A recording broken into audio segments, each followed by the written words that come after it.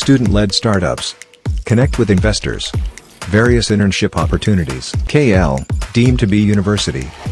రాష్ట్ర వ్యాప్తంగా గడిచిన వారం రోజుల పాటు రికార్డు స్థాయిలో ఉష్ణోగ్రతలు నమోదయ్యాయి. అటు సౌత్ జిల్లాలు కావచ్చు, ఇటు నార్త్ జిల్లాలు కావచ్చు, రెండు జిల్లాల్లోనూ 43 డిగ్రీల మేర ఉష్ణోగ్రతలు నమోదయ్యాయి. వీటి నుంచి ఉపశమనం పొందే విధంగా వాతావరణ శాఖ ద్రోణి ఏర్పడే అవకాశం ఉందని ఇప్పటికే చెప్పింది. ఈ ద్రోణి ప్రభావం రాష్ట్రం మీద ఎంత మేర ఉంటుంది అండ్ ఎన్ని రోజుల వరకు ఉంటుంది, దీని గురించి మనతో మాట్లాడడానికి ఐఎండీ సీనియర్ అధికారి శ్రావణి ఉన్నారు. వారితో మాట్లాడతా. మేడం, చాలా రోజుల నుంచి ఎండలు విపరీతంగా కొడుతున్నాయి. వీటి నుంచి ఉపశమనం పొందే విధంగా మీ ద్రోణి ఏర్పడుతుందని చెప్పారు. ఈ ద్రోణి ప్రభావం ఎంత మేరకు ఉంటుంది? దాదాపుగా గత 2 రోజుల్లో చూసుకున్నట్లయితే మేము ముందుగా చెప్పినట్లుగానే ఉత్తర దక్షిణ ద్రోణి ఒకటి ఏర్పడడం అయితే జరిగింది. ముఖ్యంగా అది దాదాపుగా మధ్య భారతదేశం అంటే విదర్భ ఈ పరిసర ప్రాంతాల నుంచి మరత్వాడ మీదుగా ఇంటీరియర్ కర్ణాటక మీదుగా దక్షిణ తమిళనాడు వరకు ఈ ద్రోణి అనేది విస్తరించింది. ఈ ద్రోణి యొక్క ప్రభావం వల్ల గత 24 గంటల్లో ఉత్తర తెలంగాణ జిల్లాల్లో చాలా చోట్ల మనకి వర్షపాతం నమోదవడం అయితే జరిగింది. మనకి గత 48 గంటల్లో చూసుకున్నట్లయితే ఉత్తర తెలంగాణ జిల్లాలో కొన్ని జిల్లాల్లో మనకి 2 నుంచి 3 సెంటీమీటర్ల వరకు కూడా వర్షపాతం నమోదవడం జరిగింది. ఇదే విధంగా మనకి వచ్చే 5 రోజులు కూడా ఉండే అవకాశం అయితే కనిపిస్తుంది అన్నమాట. ఈ 5 రోజుల పాటు ఉష్ణోగ్రతలు ఎంత మేర తగ్గే అవకాశం ఉంది? సాధారణ ఉష్ణోగ్రతలు నమోదయ్యే అవకాశం ఉంది. ముఖ్యంగా గత వారం రోజులతో పోల్చుకున్నట్లయితే 2 నుంచి 3 డిగ్రీలు తగ్గే అవకాశం కనిపిస్తుంది. ఈ వారం రోజులు కూడా మనకి దాదాపుగా రాష్ట్రం మొత్తం మీదుగా 37 నుంచి 40 డిగ్రీల మధ్య ఉష్ణోగ్రత నమోదయ్యే అవకాశం ఉంది. ఉత్తర తెలంగాణ జిల్లాల్లో 38 నుంచి 39 డిగ్రీల మధ్య, దక్షిణ తెలంగాణ జిల్లాల్లో 38 నుంచి 40 డిగ్రీల మధ్య ఉష్ణోగ్రతలు నమోదయ్యే అవకాశం అయితే కనిపిస్తుంది.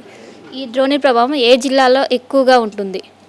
ద్రోణి యొక్క ప్రభావం అనేది మనకు ఉత్తర తెలంగాణ జిల్లాలంటే ఆదిలాబాద్, ఆసిఫాబాద్, మంచిర్యాల, నిజామాబాద్, కామారెడ్డి, జగిత్యాల, జయశంకర్, భూపాలపల్లి, ములుగు పరిసర ప్రాంతాల్లో అధికంగా ఉండే అవకాశం అయితే కనిపిస్తూ ఉంది. మనకి మధ్య దక్షిణ తెలంగాణ జిల్లాల్లో ద్రోణి యొక్క ప్రభావం కొద్దిగా తక్కువగా ఉన్నప్పటికీ మధ్య తెలంగాణ జిల్లాల్లోని కొద్దిగా మనకి ఈదురుగాలులు కూడా ఉండే అవకాశం అయితే కనిపిస్తుంది 3వ రోజు నుంచి. ఒకవైపు ఈదురుగాలు వీస్తాయని చెప్తున్నారు. గంటకి ఎన్ని కిలోమీటర్ల మేర వేగంతో వీస్తాయి?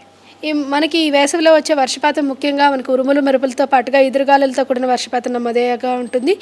ఈ వారం రోజులు కూడా మనకి ఉత్తర తెలంగాణ జిల్లాల్లోని ఉరుములు మెరుపులతో పాటుగా మనకి ఈ ఎదురుగాలులు గంటకి 30 నుంచి 40 కిలోమీటర్ల వేగంతో వీచే అవకాశం అయితే కనిపిస్తుంది అన్నమాట. ఈ ద్రోణి ఏర్పడి నుంచి రాత్రిపూట ఎంత మేర ఉష్ణోగ్రతలు నమోదవుతుంది? మన గతంలో ఎక్కువ ఉక్కపోత వాతావరణం చూసాం, కానీ ఇప్పుడు ఈ 2-3 డేస్ నుంచి మనకు అంతలా అనిపించడం లేదు. ఎన్ని రోజుల వరకు ఇలా కంటిన్యూ అవకాశం ఉంది? రాత్రిపూట ఉష్ణోగ్రతలు కూడా సాధారణ స్థితికి చేరుకున్నాయి. దాదాపుగా 23 నుంచి 25 డిగ్రీల మధ్య ఉష్ణోగ్రత నమోదవుతూ ఉన్నాయి.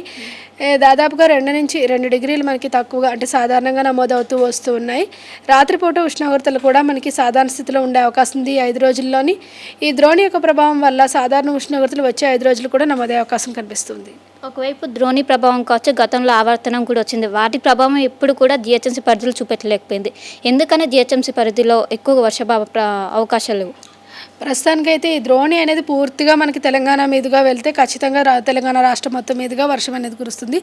ప్రస్తుతానికి ఈ ద్రోణి అనేది మనకి మరత్వాడ, కొంకణ్ పరిసర ప్రాంతాల నుంచి వెళ్తుంది కాబట్టి ఈ వారం రోజులు అంటే ఎల్లుండి మనకి దాదాపుగా 12వ తేదీన జిహెచ్ఎంసీ పరిధిలో కూడా ఒక చిరుజల్లు కురిసే అవకాశం అయితే కనిపిస్తుంది. ప్రస్తుతం ద్రోణి ఎక్కడ కేంద్రీకృతమైంది, ఎక్కడ నుంచి ప్రయాణిస్తుంది, ఏ దిశగా ప్రయాణిస్తుంది?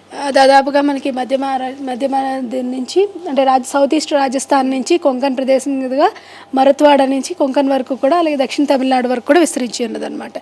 ఈ ద్రోణి అనేది ఈ విధంగా ఉండడం వల్ల మనకి పూర్తిగా మనకి మధ్య భారతదేశం నుంచి తెలంగాణ మీదుగా అప్పుడు తమిళనాడు వరకు ఉంటే మాత్రం ఖచ్చితంగా మనకి తెలంగాణ రాష్ట్రం మొత్తం మీదుగా వర్షాలు కురుస్తూ ఉంటాయి. ఒకవైపు మనకు వర్షాకాలంలో కూడా వర్షాలు ఈసారి తక్కువగా నమోదైంది. ఇప్పుడు ఎండాకాలంలో ఏ విధంగా ఉంది? దాని ఎఫెక్ట్ కంటిన్యూ అయ్యే అవకాశం ఉంది? ఈ ఎల్నినో ఎఫెక్ట్ తెలంగాణలో సాధారణ వర్షపాతం నమోదే అవకాశం ఉంది. మనకి వేసవి అంతా సాధారణంగానే ఉండే అవకాశం ఉంది. కాకపోతే మనకి 1-2 స్పెల్స్ మనకి వడగాల్పులు వీచే అవకాశం అయితే కనిపిస్తుంది.